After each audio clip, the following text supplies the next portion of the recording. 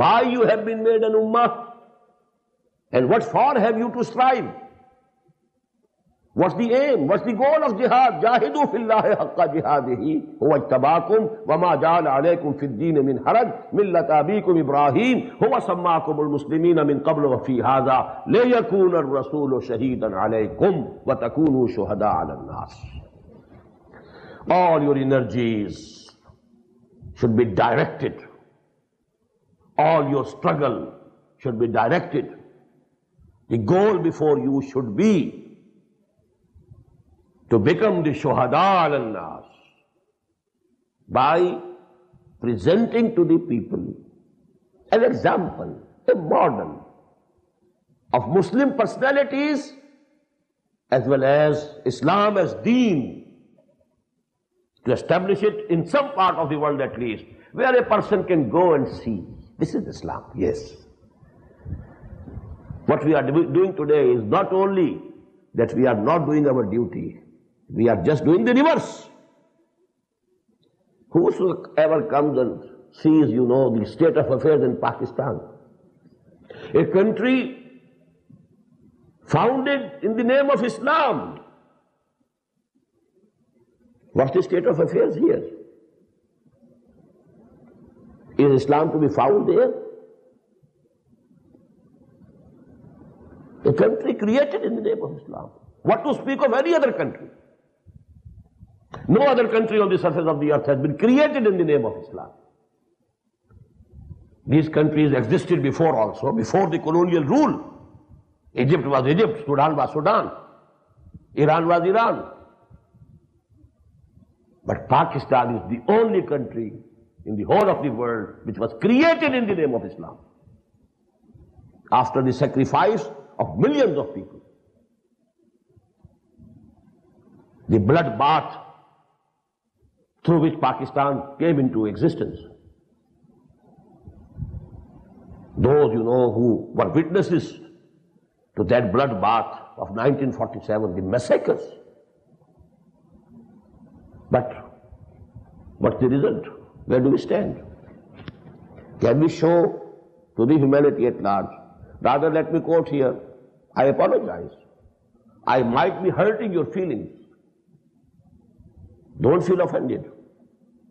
But I have to quote George Bernard Shaw, when he said, when I read Quran, I find there can be no book better than this book. But when I look to the Muslims, I find there can be no worse people than these Muslims.